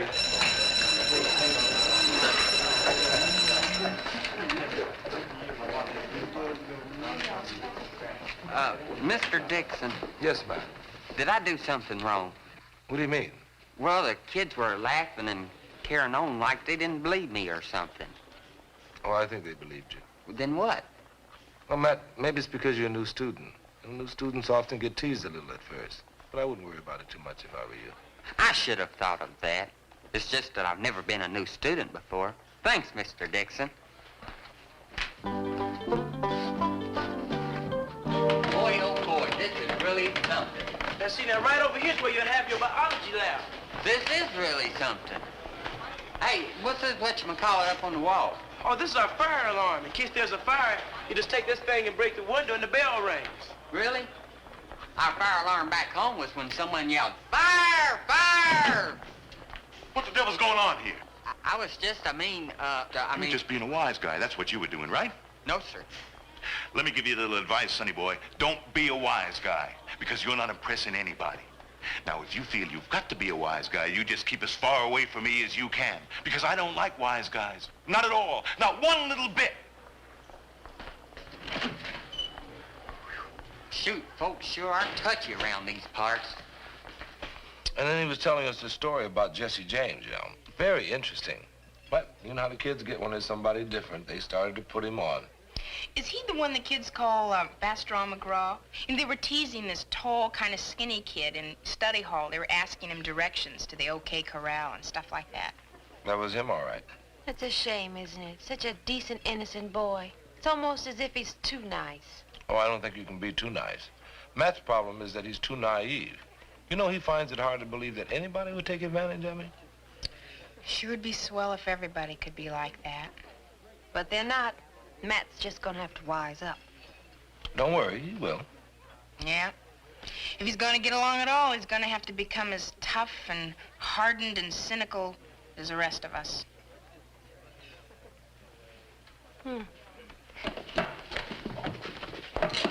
Here he comes. Boy, are we in big trouble. Y'all in trouble? I don't know what we're gonna do. What a day for Jerry to get sick, huh? Well, we gotta get somebody, you know? What about him? I don't know. You think he can do it? He's got to. It's our only chance. What do you say, Matt, would you? Sure. Would I do what? Well, we're the fire drill squad, see? There's gonna be a fire drill in 2 minutes. Only Jerry, the hose monitor, ain't here. And we gotta go cover our post, but there's nobody to take the hose. Would you do it? It's an honor. Yeah. Usually only seniors get to carry the hose. What do you say? Sure, I'd be proud to help you fellas out. Great. Okay, take this. Good. Now go up the stairs to the second floor and stand guard. Is that all? Is that all? Did you hear that? The second floor is the heart of the building. That's where the hose man has to stand guard. Okay, now let's hurry. Now get up there and stay there till we come for you. Go ahead. Okay, and thanks a lot for letting me do this for you guys. That's okay. Better get going.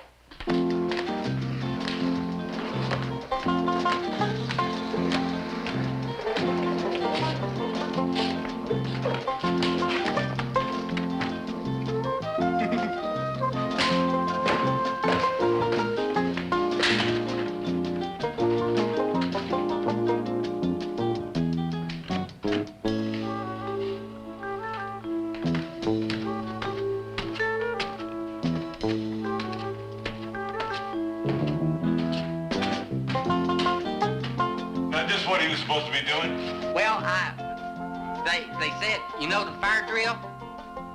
Well, my post is here, see? All I see is a wise guy. Now, I told you how I feel about wise guys. I didn't mean you getting all wet. Turn it off, you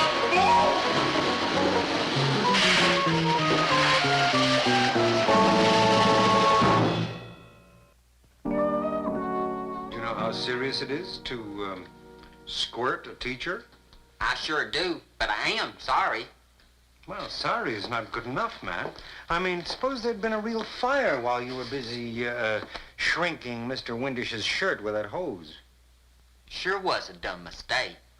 Matt, do you realize that a bunch of kids purposely got you into trouble?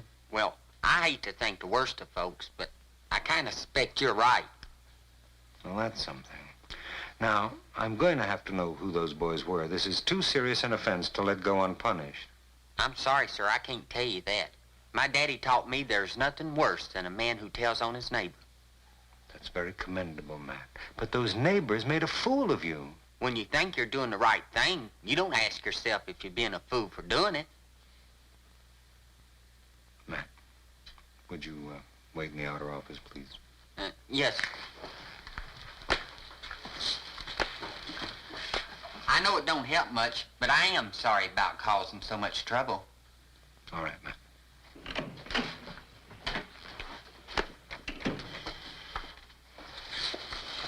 You do believe him, don't you? No, of course I do.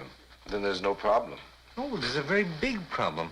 I can't have a kid as gullible as Matt running around the halls squirting people with hoses. Who knows what he's going to do next? Oh, more to the point, what they'll do to him next. I know. But you can't punish him because of his gullibility. Oh, I don't want to punish him. What are you going to do? Well, I don't know, but he's got to be straightened out so he won't make such a fool of himself. Somebody's got to wise him up. No, exactly, but how? I think I know.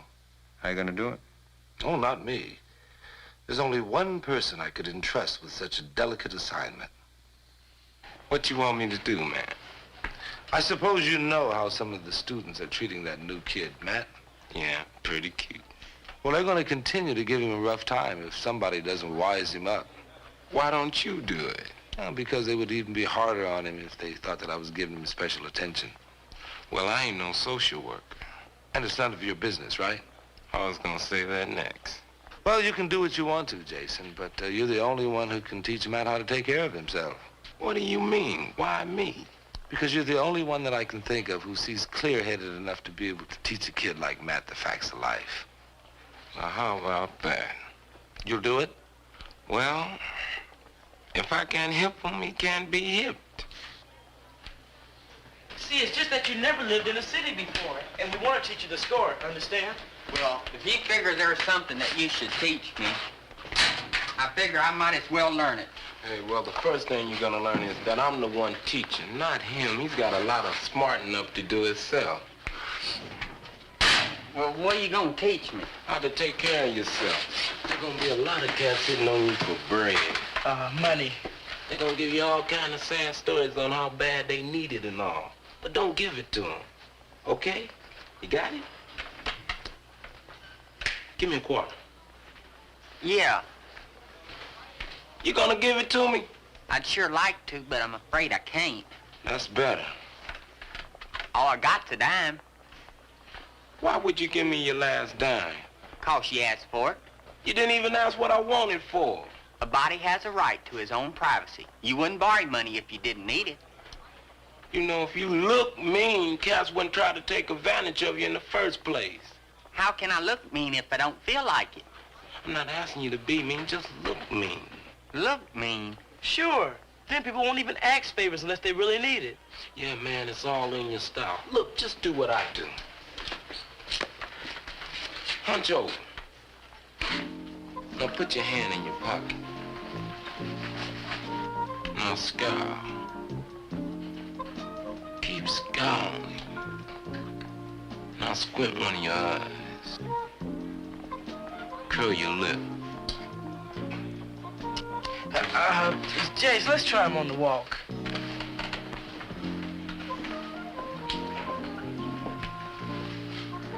Come on, try it.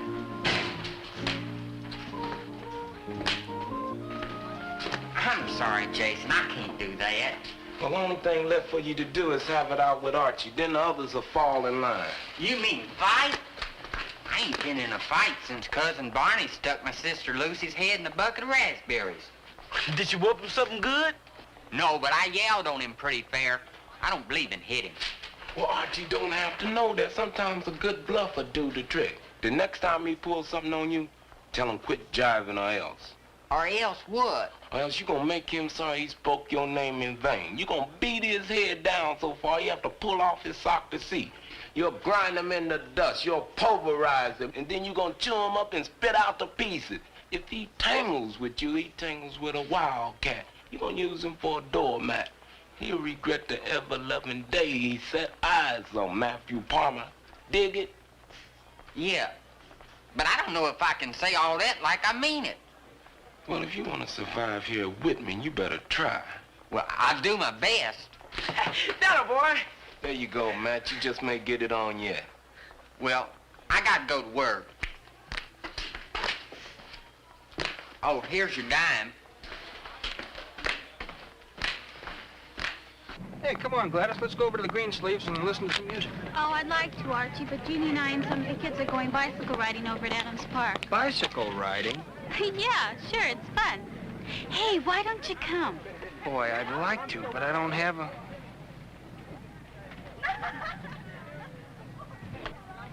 What'd you say? I said I'll meet you there. I'll be the guy riding the slickest, wildest pair of wheels you ever saw in your life. Yeah. Man, am I glad to see you. You gotta help me. Help you after the trouble you got me into the last time you asked me to help you? Oh, I'm sorry, man. That was just sort of an initiation, you know, to see if you could take it. We didn't want to get you into any trouble. Well, I gotta go to work. But you gotta help me. It's hard for me to ask you this after what we pulled on you, but it's important, no kidding. You gotta do it for me. Do what? Lend me your bike. I can't. I deliver groceries with it. Would you kindly move, please? But it's an emergency. My Aunt Lorna was taken to the hospital. I just got an emergency phone call. My folks are at work, and she's there all alone. I gotta get over there. Is that the truth? Would I kid you about something serious like this? No, but I'm sorry. I gotta deliver groceries. Can't you take the bus? No bus goes near there. Oh, I don't know what I'm gonna do. Poor Aunt Lorna. Well, okay, you can have it. Great, you saved my life. I deliver my groceries on foot. You're too much, man. I hope your aunt's okay. So I think I made some kind of impression on that country boy, Mr. Dixon. He's gonna think twice before he let anybody walk over him again. That's good, Jason. I'm glad to hear it. Jason. Hi, Gladys. Hey, hi, Mr. Dixon. Hey, Jake. Hi, Archie. Archie! It's not my fault if he believes everything you tell him. So you lied to him and took advantage of him, huh? Mr. Busby said he should be around here somewhere.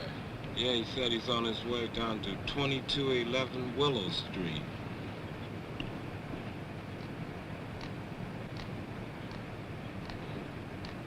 There he is.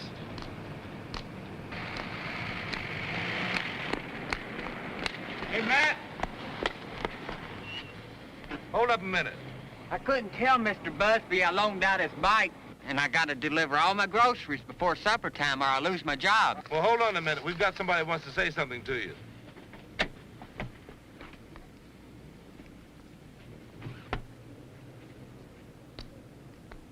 Hi, Archie. How's your aunt?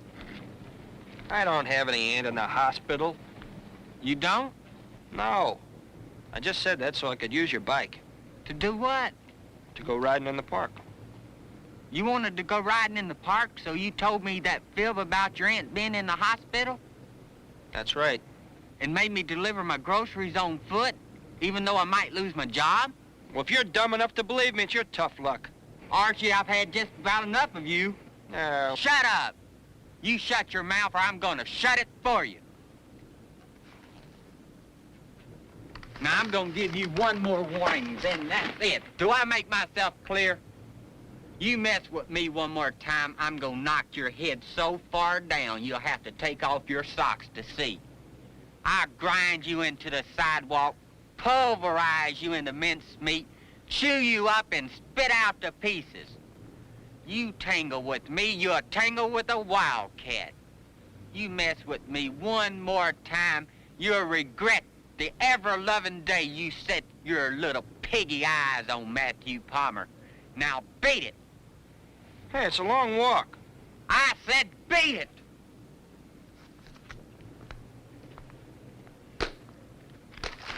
You did it, Matt. I gotta say, you yelled on him pretty fair. Pretty fair. Yeah, I don't think you'll be having any more trouble with Archie. Come on, we'll help you deliver those groceries, and then we'll go back and pick up your bike. What's wrong? Well, you don't think I was too hard on Archie, do you? I mean, I'd hate to think I might have really hurt his feelings. Come on. I mean, I'd hate for a person to be really feeling bad on my account.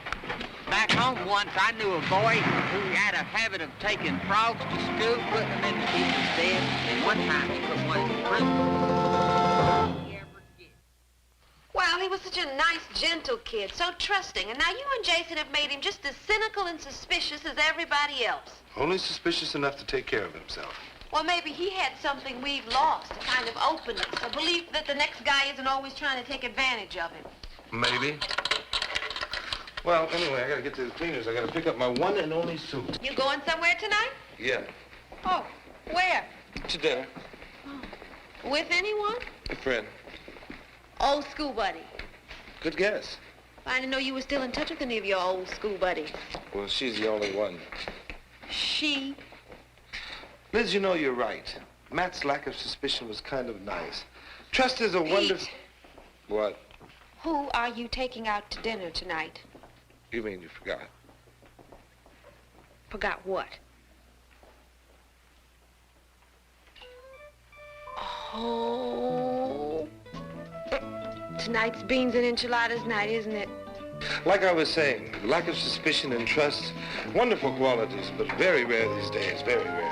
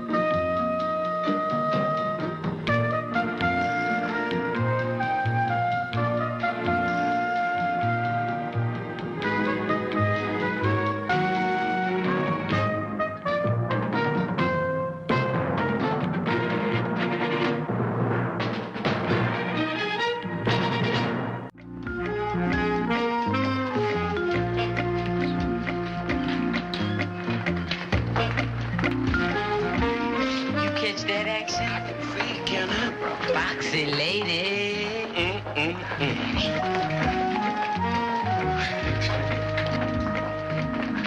Forgive me if I repeat myself, Miss Brown, but it's good to see you back. Thank you, Mr. Carson.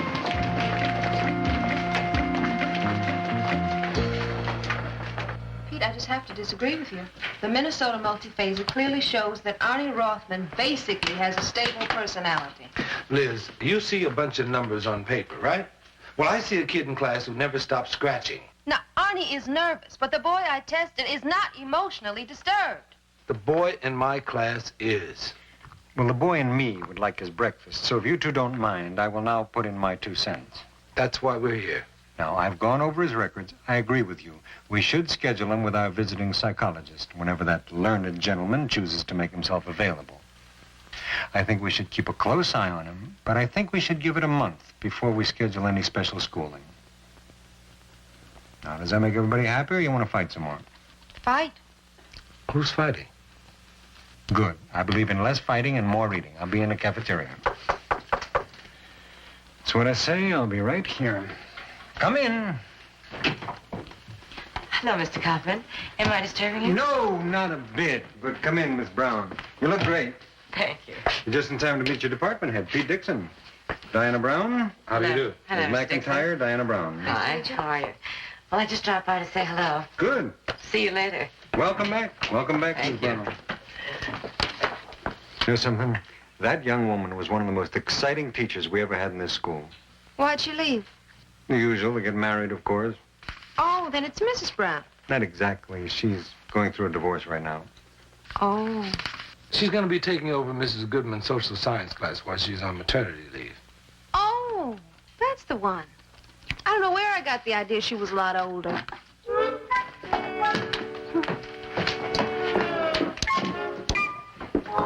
So we see that organized labor faced stiff opposition in its early efforts to win reform. Now, let's list a few of the methods that management used to resist. Blacklist, yellow door contracts, Foxy. Quiet, man. You interfering with my concentration. Lockout. Now, the gentleman that thinks I'm Foxy. What is a yellow dog contract? She got you there, brother. I didn't read that page last night. Did anyone? Helen. A yellow dog contract was a written agreement that a worker had to sign when he went for a job, promising he wouldn't join a union. Very good. You see, those people must have really been in the bar. Yes? Suppose you were the sole support of a large family, and the only way that you could feed your kids was to sign a contract that would make you look like a fink to your friends. How would you feel? I don't know. Well, you do have feelings, don't you? Or is that optional equipment in your case? Hey, my man Bernie figures he's got 2 eyes, 2 ears. He's ahead of the game. Okay, Big Daddy, stand up. Let's see how you stack up. No, I mean it. Come on, stand up. We're going to have a little psychodrama. Larry, go to my desk. You too. The year is 1910. You are a foreman in a steel mill. You have strict orders to issue no union contracts. Jason, you're a European immigrant with 6 kids. Ooh, don't tell my mama she ain't ready for that. I'm grading on this little exercise, folks. Okay, Jason, you need a job? Go to it.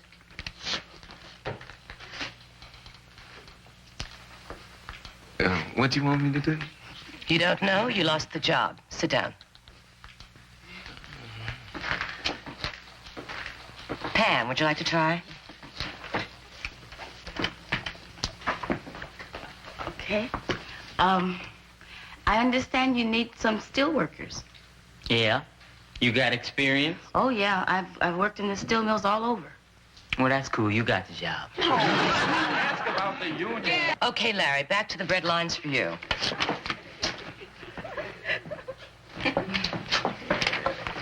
What's your name? Arnie Rothman. It's funny. According to my seating chart, you're Sylvia Bernstein. Sylvia moved. Oh, excuse me, Sylvia moved. Would you like to be foreman? Helen?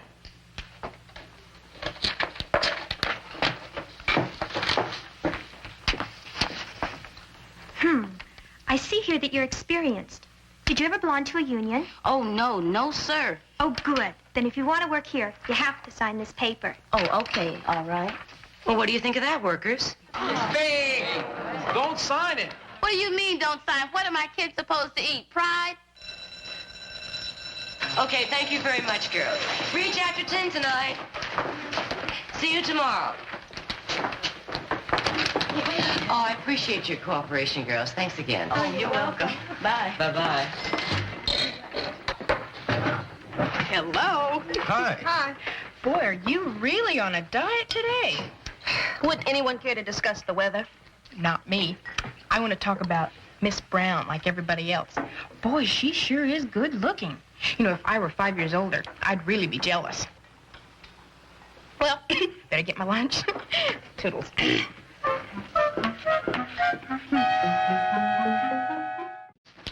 Helen, near perfect as usual. Pam, I like the way you phrase things. Jason, buy a dictionary. Bernie, you and Jason must have learned how to spell out of the same comic book. Arnie, what can I say to you about this assignment? I mean, where do I begin? Spelling, punctuation, grammar are abominable. Research, non-existent. Try it again, Arnie. I won't even grade you on that. I mean, I can't. The alphabet doesn't go that low.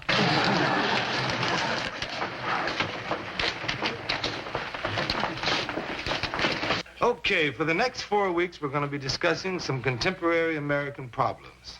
Women. Okay. Starting tomorrow, we'll discuss women as a contemporary problem. Well, Mr. Dixon, I don't think that women are the problem. I think it's men understanding where we are instead of where they want us to be. Okay, Pam. Then you research the changing role of women. Anybody else? How about the effects of desegregation? Okay, that's good. That'll be your assignment tomorrow.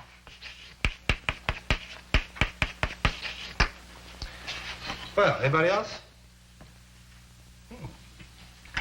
Seem to be having a ladies' day here today. Bernie, nothing from you? Arnie? Okay, see what you can come up with tomorrow. Jason, can I see you a minute?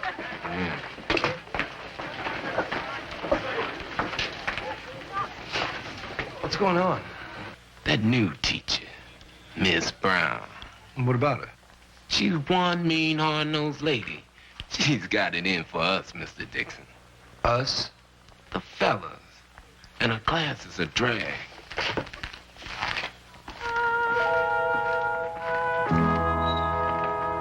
I don't know how or why, but she's demoralizing the boys. Pete, that just doesn't sound like Diana. Are you sure it's her fault? I haven't seen it for myself. But she teaches the class before mine, and the boys are coming in like a bunch of whipped puppies. Look, Pete, you know, I suspect Diana's been through a pretty rough time. I understand that divorce of hers was pretty messy. Why don't we be a little patient with her? Give her time to make some adjustments. I'm sorry, but the classroom is not a place for a teacher to work out her personal problems. I agree. Well, let me tell you something. I have sat behind that desk and watched a lot of teachers come in and out of this place. Some are better than others, but you very rarely get a great one. Diana was a great teacher. I want to keep her here. What if she isn't a great teacher anymore? Pete, I'm asking for your cooperation. Let's give her a little time. Okay. What do you mean you forgot your hall pass? You never had one to begin with, Arnie. We both know it. You were trying to sneak out. I don't feel good. I want to go home. Oh, be my guest, Mama's boy. But first of all, you march yourself down to the attendance office and get an excuse slip like everyone else has to. Arnie? Do you think you were being a little rough on him? This isn't a nursery school, Mr. Dixon. And Arnie does graduate in a year. It's about time he shaped up. Okay. But all of our kids don't have the same levels of maturity, especially Arnie. So ease up, Miss Brown. And that goes for the rest of the boys you've been writing, too. You're the head of the department, Mr. Dixon. But I didn't know that Whitman was giving out diplomas in spinelessness this year. I think we should have a talk about your attitude.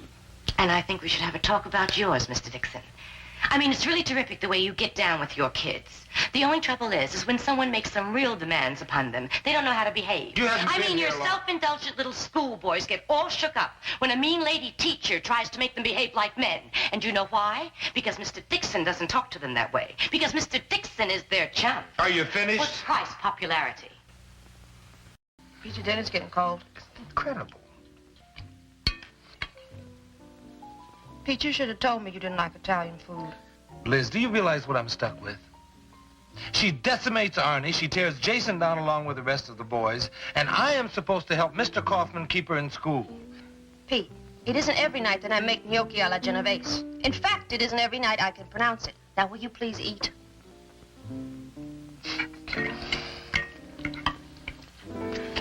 Good?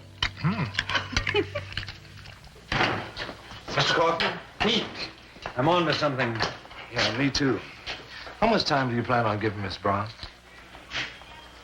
Before what? Before you or I deal with her behavior. Good morning, Mr. Kaufman. Good morning, Miss Brown. Pete, about what we were just saying, there's no time like the present. I will not believe that two good people cannot work out their problems. Folks, I have to run along. Have a good day. Okay. I have it coming. Yell back at me. I don't intend to yell. I do want to tell you something. I have a feeling that some doctor told you that by going back to work, it would be good therapy for you. Well, it might be good for you, but it is a disaster for everyone else you come in contact with. I was prepared for yelling. I didn't know we were getting into karate. You are destroying the morale of my boys. And in the case of Arnie Rothman, you might be doing some very serious damage. Now, maybe you got so burned by one man that you decided to take revenge on the rest. Okay, that's your problem. Except now the targets aren't men, they're boys. And they shouldn't have to deal with your hang-up. Knock it off, Miss Brown. You don't have a thing about shoes, and I need your opinion. Okay, but you're gonna buy what you want to anyway. Well, Oh, Mr. Dixon, could I talk to you for just a minute? Sure. I'll wait for you outside. I was up half the night thinking about what you said. You were right.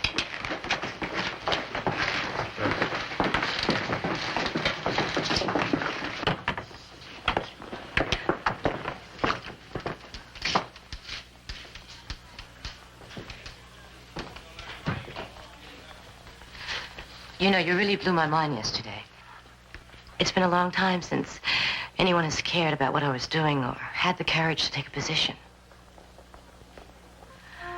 You know, we're raised on Snow White and Prince Charming, but no one ever tells you how much a man and a woman can hurt each other. Sometimes reality can be a shock. I didn't realize I was dumping my feelings on the boys. Maybe you didn't. But I had to tell you about it before I went too far. Thanks for yelling at me. That's all I really wanted to say. See you tomorrow? You bet.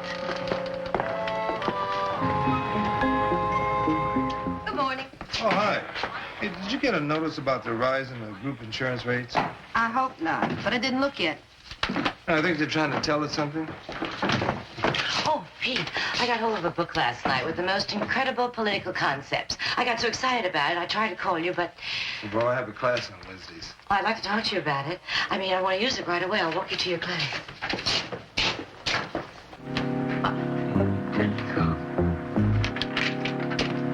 Arnie, my boy, I begin to see a glimmer of hope. This paper was done by a student that cares. Well, who do you get to do it for him? We'll get to your problem in a minute, Bernie. Hi. How? I called you last night. You did. Liz, wrong? Nothing. I mean, I don't care if half the school thinks there's something going on between you and Diana Brown. I know better. Well, if you know better, then why the freeze? And if I'm uncomfortable because of the way it looks to other people, I guess that's just my problem, huh? Well, it's your problem. It's mine, too.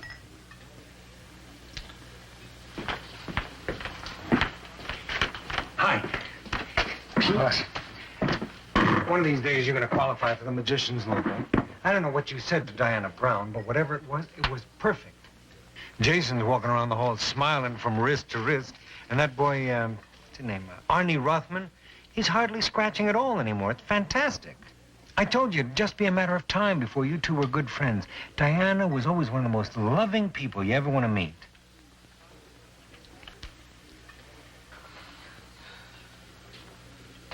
Does anybody hear a very large silence?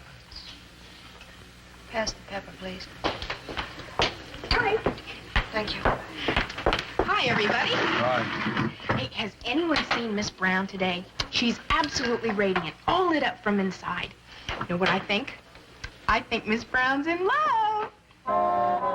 She's all the signs. She's blooming. Excuse me. What's going on? Liz, wait a minute. What? This is ridiculous. Yeah, well, if it's so ridiculous, why don't you clear it up? Because there's nothing to clear up. Well, yes, there is, Pete. Or can't you see it? Or maybe you're so flattered by the whole thing, you just don't want to see it.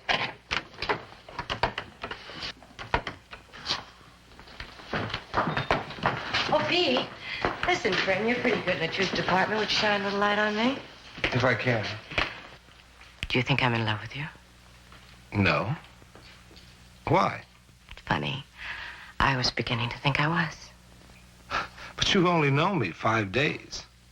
Yes, I know, but I haven't exactly been operating out of logic, have I?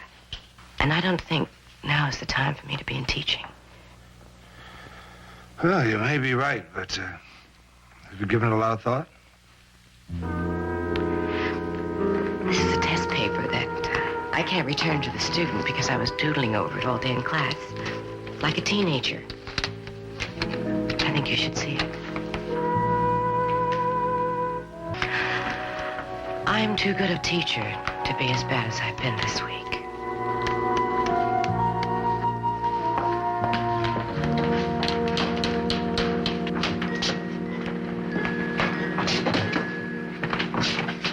Diane, you're very sure about this? Very. But at the spot here next year, I'll come back if you want me. We want you. How about now? Well, good luck, Miss Brown. Thank you.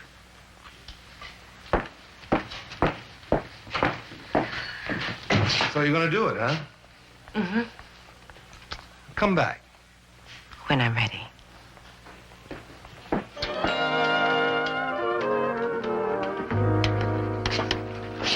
You were right. About what?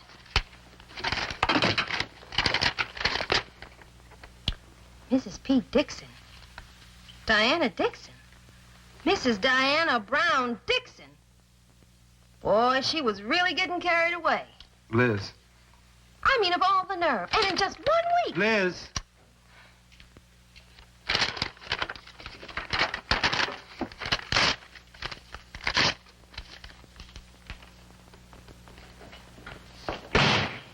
Oh, oops.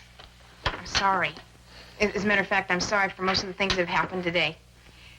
But, on the other hand, by the looks of you two, looks like everything's okay. So, I'll just get out.